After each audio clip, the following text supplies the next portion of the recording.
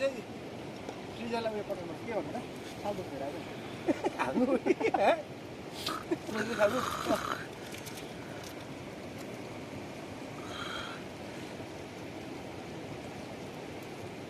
मासु मिठो होइन नि घरकै मासु मिठो नि है जाने हुन्छ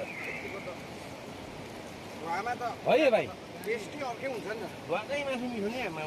के गर्नु चाहिँ